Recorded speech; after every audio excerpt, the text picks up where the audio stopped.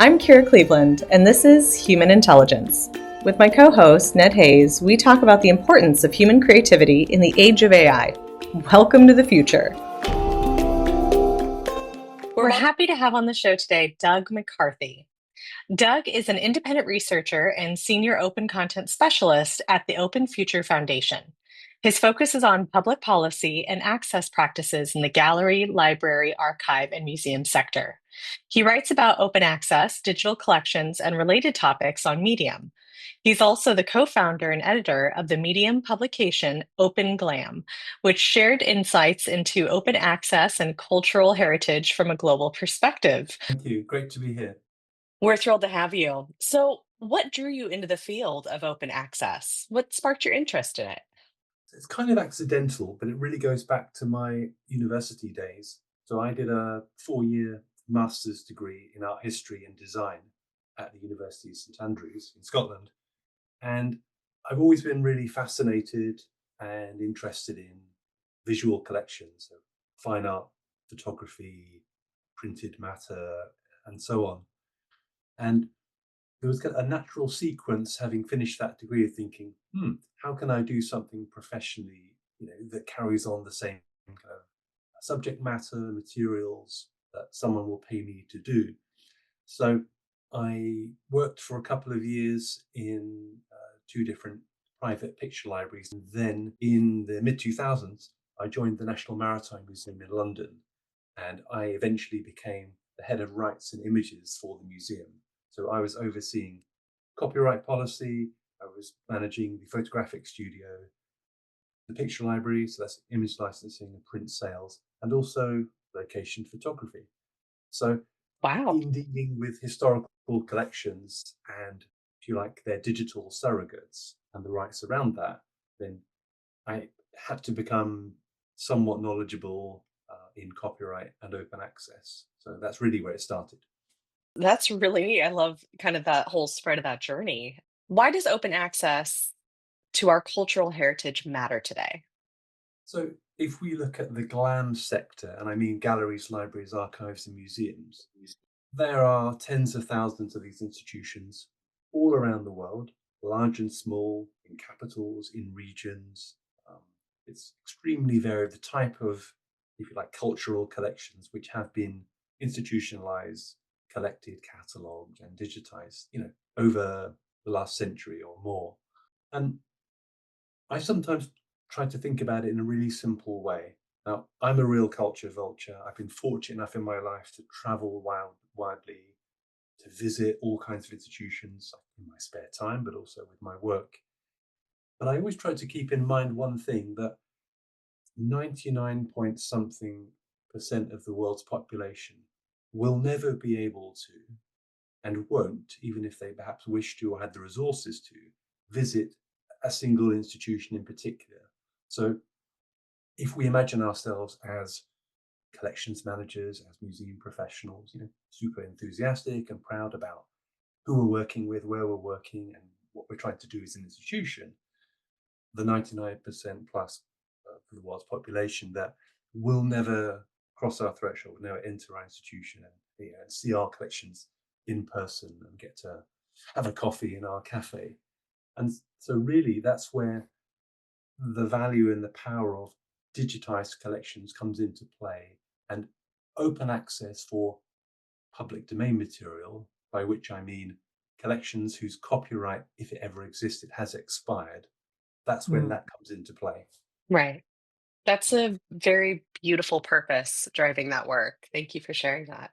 Well, so you just mentioned copyright, and copyright is an area of continuing concern for all sorts of people in creative industries around the world. So I'll just touch on that. Why does copyright matter today? Well, copyright, first thing to say is it's very complex and it's varied in its duration, in what it protects, to put it on a really simple way, around the world today. So for a museum professional like myself and perhaps some of our audience today, it requires study, diligence, and a lot of care to get it right, to make sure that your institution or your library's policies accurate and conforms with the relevant law in your state, your country, perhaps in your region. So even for the practitioner, copyright is hard, right? It's very, very complex. And it's worth recalling the roots and the purpose of copyright. So several centuries ago, when the origin story of copyright started to emerge, the whole purpose of it was to create a temporary and actually relatively short monopoly period for creators to say, well, if I'm a printmaker in the 1790s in London and I publish a new series of printed artwork which I've created, I have a short-term monopoly by which I can a control the dissemination or like the supply of those works, have kind of market control, but also I have the right to monopolize the monetization of those works. But the balance was intended to be, and I think still is, but things have gone in the direction of longer and longer terms, which perhaps we can come on to. The whole purpose of the balance of copyright was to say, yes, you, the creator, can enjoy for, it was 14, and then it was 28, and now it's a much longer period of time, the fruits of your own work, which is absolutely right. But after that, the works that you have created, when the copyright duration has ended, they fall into the public domain. They become available for other publishers to reprint without obtaining a license from you, or to reproduce perhaps in a school textbook or in an art historical book without financial reward to you. So this balance between creators' rights and the broader social cultural value of public domain collections circulating freely is something to keep in the front of our minds. Right. And circulating freely would mean that there are organizations that are helping to circulate that, right? And I know there's a little point of dissension between organizations like museums today and the actual estates or creators who created work. In fact, you've written about this conflict between organizations wanting to hold copyright and the actual original creators, where copyright might have expired. Could you explain your position on that a little bit? Absolutely. So the big picture message here is that when it comes to public domain collections, which have then become digitized by galleries, libraries, archives, and museums, the default position for most institutions who've done that is to assert copyright over the JPEG, the digital file, the digital asset, which has been created as part of the digitalization process. Now, under copyright law, generally speaking, as I say, it is varied. Does the law support a straightforward facsimile, let's say, of a print by Hokusai, The Great Wave, one I've written about? If an institution makes a very simple scan or perhaps facsimile photograph, digitizes their particular print of Hokusai, does that resulting digital image deserve a new copyright? Should it say copyright museum on the website underneath the image? Now, the prevailing position in copyright law is that no, there is no new copyright when a straightforward, identical, particularly for two-dimensional works, when they're digitized, the resulting JPEG, if it looks exactly the same, if there are no traces of what's called in European law, for example, author's own intellectual creation, if there are no traces of that human expression in the resulting outputted work, then no new copyright is deserved. It cannot be asserted. So Right. that's the broad principle. What I Right. found from So, research. for example, just to be clear, if Edward Hopper's Nighthawks, the painting, appears at my museum and I take a picture of it for our catalog, your point is that the copyright remains with Edward Hopper if it still exists. And if it's expired, it's in the public domain. It's not owned by the museum. Correct. That's exactly right. Okay. And so, what you're speaking of also or touching on is the idea of a derivative work. So, if somebody took Nighthawks, for example, and mixed it up by inserting, I don't know, Muppets at the bar instead of other people sitting there, that would be a derivative work and it would be deserving of a new copyright. Is that accurate? Yes, generally speaking, that's true. The particular example that you gave there, of course, I know. you're introducing elements of definitely a copyrighted work, Jim Henson, or that controls the IP, the Yes. Muppets these days. But you make the right point that, to put it another way, Ned, You and I and Kira and our audience members today are free to download a high resolution images from an open access museum that's released its images freely in the public domain as they usually should be. Now, we can make remixes, we can have derivative works, creative new works that are worthy of copyright because we've invested and we can demonstrate creative processes and they're really visible in the things that we make. Those are deserving of copyright and those will have copyright for a long, long time, typically 70 years after our passing, which hopefully is a Mm. long time in the future. My point really about prevailing practice in the glam sector is that most institutions are still claiming copyright over simple digital surrogates, is my preferred phrase, of public domain works. Mm. And that's problematic in ways that we can discuss. Okay, well, along those lines, in terms of digitizing a collection, what does that mean for human creative work in the future? How do those interact? So collections digitization is something that I've been involved in different institutions. It's a really complex, highly specialized and skilled field. So any notes that I'll make here are on that basis, that they're very general. Okay. What you could say, if we're looking to kind of loop back to my opening remarks, is that digitizing an analog work as part of a collection in an institution is the first step in a communication.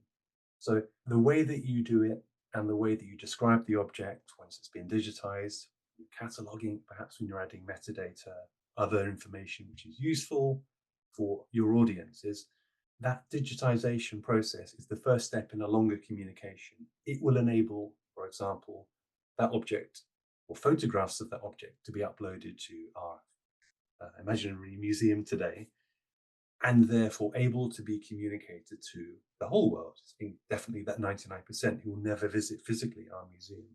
So it's really critical that the quality and the attention is paid to that process because, particularly in today's almost completely digital existence, a low resolution or low quality, or perhaps just a bit of an outdated digital copy of something which maybe looked good 25 years ago on the best Canon camera of that era doesn't look so great now.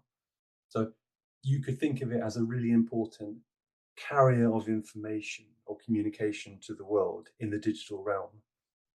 I like that, the carrier of information. So along those lines, in this world of AI right now, I know that there are probably some upsides, some downsides, but with generative AI in the field, how does that affect copyright and public domain work, in your opinion? Well, I'll talk about public domain works perhaps first of all. I mean, as a museum practitioner, I do think there's interesting potential and use cases are starting to appear now and accelerating. I would call it the augmented use of AI within existing processes inside museums, for example. Now, if our institution has, let's say, 100,000 still photographs, black and white photographs from 50 or 100 years ago, with very, very little catalogue information attached to them. Perhaps it's an informal collection, which has never really had a lot of human time and effort dedicated to saying, well, what's in the picture?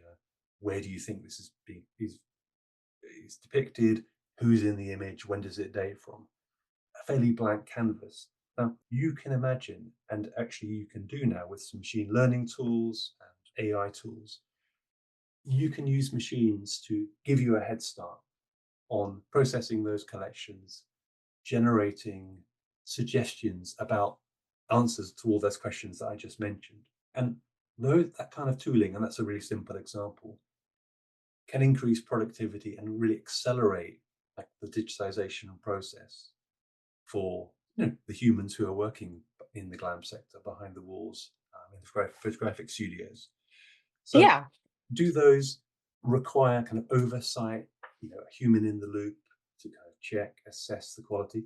Absolutely. And that is what's happening. But I can say that that's quite exciting for someone like me who 25 years ago was struggling with a very old school database, totally reliant on colleague or sometimes human volunteer time to do that kind of work.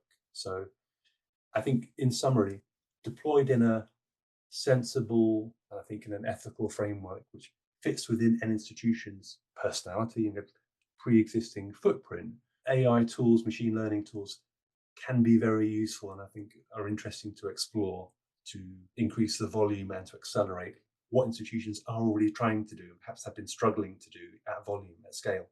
Well, and I love, what you touched on is that there's a really great vocabulary distinction because there are some fantastic AI tools that kind of deal with crunching the numbers, with going out and finding the research and the data.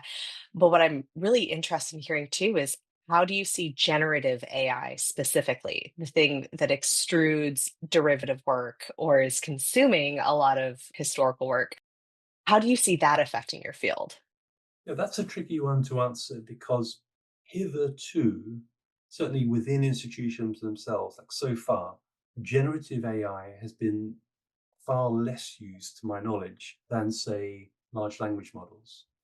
If we talk about text processing, one can use an LLM to output a caption of a photograph or an artwork or a description in pretty much almost every language spoken by humans today. It's amazing to be able to do that on the fly at almost no cost. Now, generative AI, of course, is something very, very different. How would that be applied inside a photographic archive or an art museum? That's a very, very different question.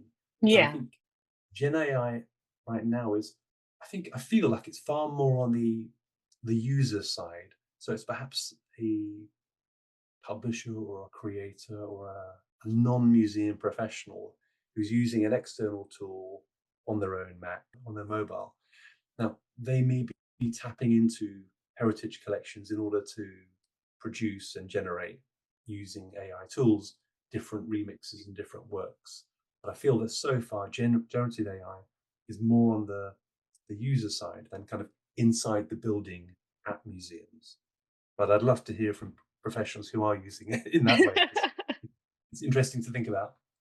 Yeah, got it. That's a really fascinating discussion of the potential impact of AI in this field. Recent lawsuits, like the Anthropic lawsuit, really demonstrate that human creators have a voice in this argument.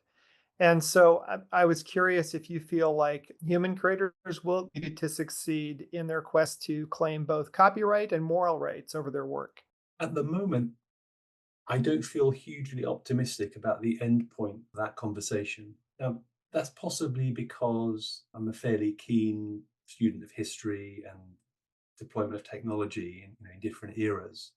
And I feel like we're in this huge flux point where, if you talk about large language models, for example, until very, very recently, they have been terrible about giving attribution to sources. So if one Right. thinks back to using, let's say, an early version of ChatGPT year, 18 months ago, asking it for sources or having it attribute sources directly, sharing links to the websites from which the information had come from, was non-existent or very, very patchy. That's different today, which is good. And I know that there's interesting work happening in the museum and the library sector, actually, in particular, around much better open standards for not only attributing who's written something, who said something, when let's say a general question is put to an LLM by a user, but actually to point in a much more granular way to a database or a source or a particular file or asset. So I think the potential for that goes pretty large, and it would provide a much more deeper and direct path to the human, for example, who wrote something, who said something, and also enables you to contact them. So to give you a trivial anecdotal example, a few weeks ago, I had an email from a complete stranger saying, "Hi, Doug, can you help me with this? I have some questions." I said, "Great." We had a nice conversation. And I always ask in that scenario, like, "How did you hear about me, or how did you come across my writing?" And he said, "ChatGPT." Okay.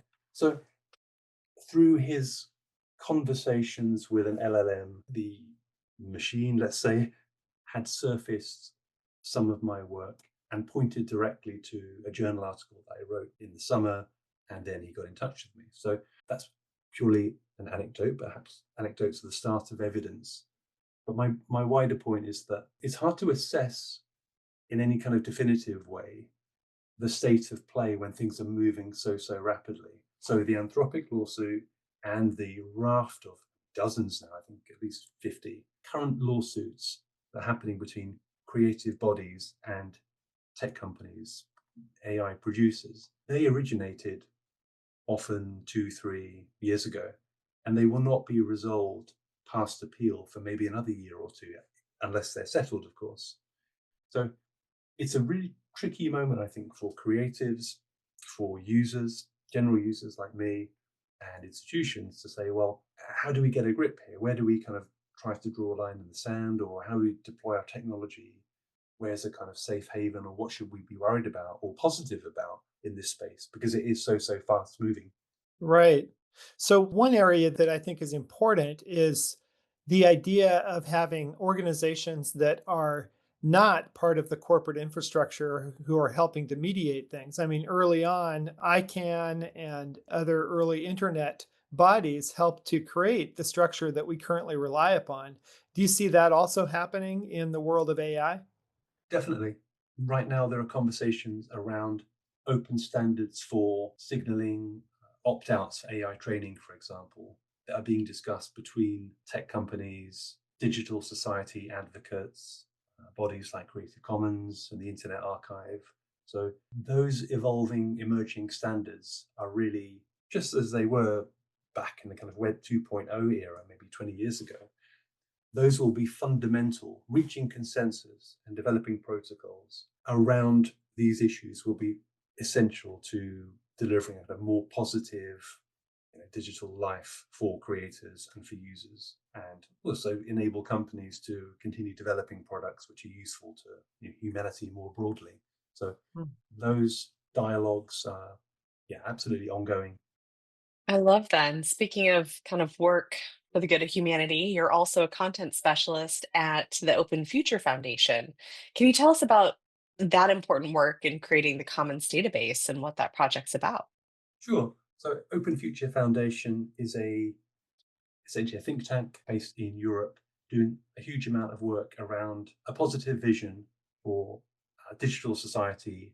So it's about providing transparency, open access, sensible frameworks, a balance between the needs of individual populations in Europe and the rest of the world around digital toolings and platforms in a way that supports social goals rather than allowing everything to be perhaps dominated or privatized, or for individual corporations or entities to kind of hoover up the benefits of new technologies, perhaps as we just discussed.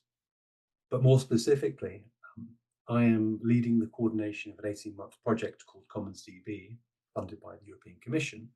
And in a nutshell, because it's quite complex, we are building an open registry of public domain and openly licensed works.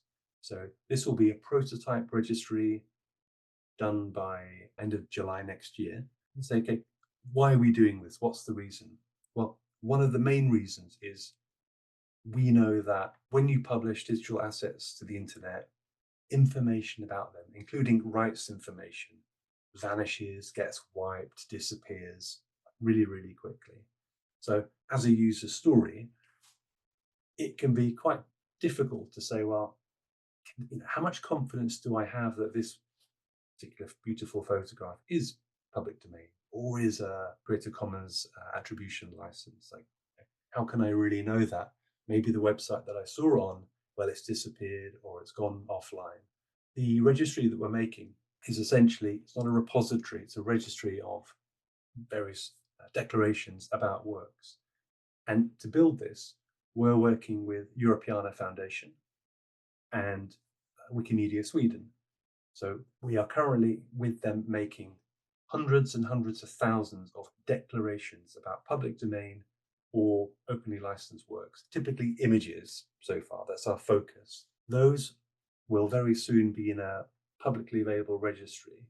And we as users will be able to say, in the scenario I painted a second ago, I think this is in the public domain, but let me check. You'll be able to upload an image, a web browser on your phone or on your desktop browser. and it will query the Commons DB registry, and it might say, hey Kira, yes, there are three versions of that match, if you like, three matches here of your Hokusai Great Wave. One's from Europeana, it says public domain. Maybe there's another one from Wikimedia Commons, like Wikimedia Sweden, that says this is CC0. So this is just the first step in a registry which will enable far more sustainable and permanent and trustworthy rights information about public domain and openly licensed works for everyone. So it's like an indelible fingerprint, if you like, that a trusted institution has made a deliberate declaration to say this is the right statement of a particular asset, and that sticks around and won't be washed away. That's fantastic. That sounds like a great effort. Thank you. And you said it's launching end of next July? Yeah, This we're coming July? testing the prototype right now. We expect to have probably a beta version in a month or so, and the fully fledged prototype will be available between now and next summer when the project ends. Well, we'll keep an eye out for it. That'll be great to see. Okay. So just to wrap up, Doug, I'm curious, where do you think the field of GLAM, gallery, library, archive, and museums will be in the future? So maybe if we could look into the future, 10 to 20 years, where do you think it's all going? I mean, once we have this database out there, once some standards are established, where will things go? I think one of the real challenges right now for a single institution, let's say, is how do they find a voice in the broader digital conversation? Yes, we can all have our own websites. We can digitize and publish our museum collections, beautifully and really, really well described. But that's really one domain in a sea of billions by this point, I think. So there's two things to consider here. There's the quality of the communication, as we talked about earlier, like how well digitized and how well described you can do. The challenge is also, well, where do I need to publish? Where should I be publishing those collections to reach the kind of the audiences that I'm targeting or hoping for, is a nicer way to put it. So if we look at the GLAM space, so galleries, libraries, archives, and museums, there are many, many positive case studies now of institutions, yes, publishing great collections on their own websites, but also publishing those same collections with third-party websites like the Wikimedia projects, the national or regional aggregator, like that could be Flickr or it could be Europeana or the Internet Archive. So the way that I would currently answer that question is the better prepared and higher quality the museum's own content is, well, first of all, the more likely is that people will be interested in it, but it also makes it more discoverable when it's published across multiple collections.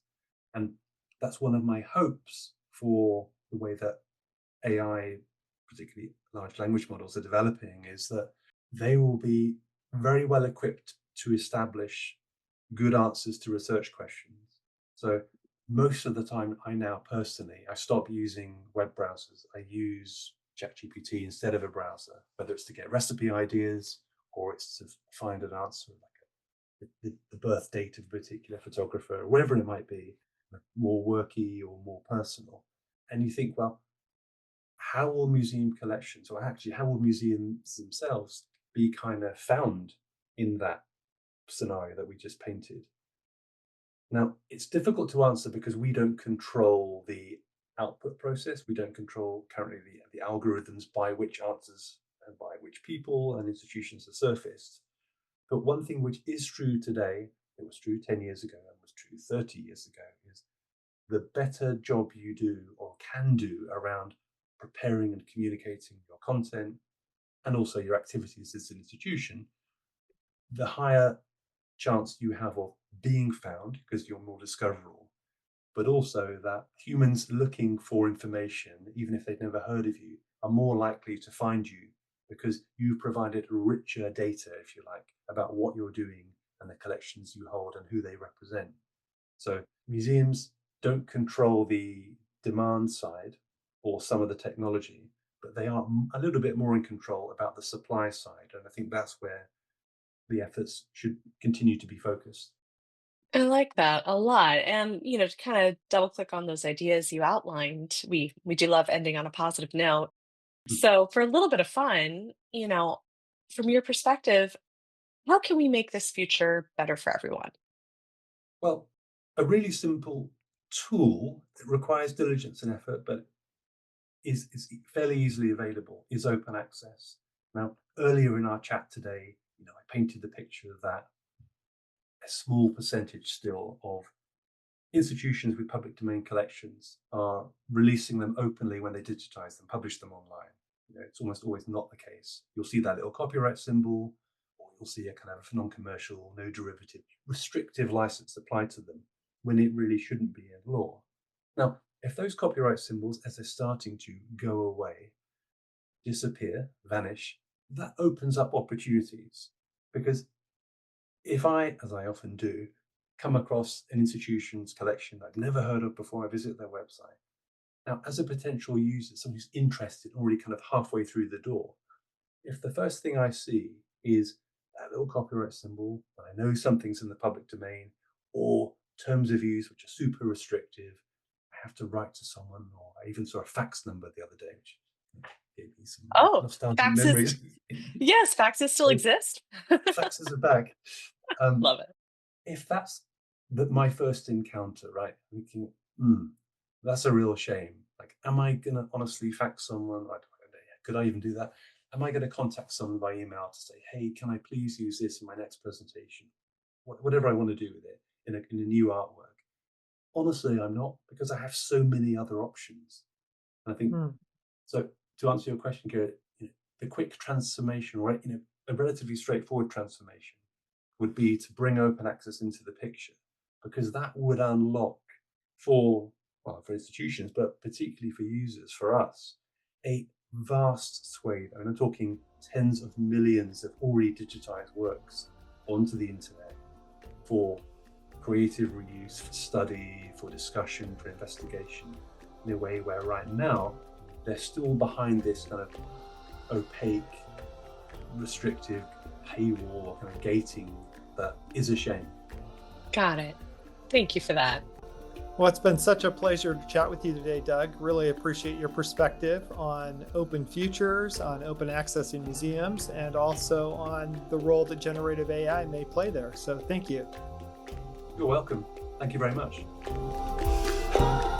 You can find out more about any of these news items and hear the complete interview on the extended premium version of our podcast at humanintelligence.news. Today's episode was produced by Ned Hayes and engineered by Muhammad Adnan.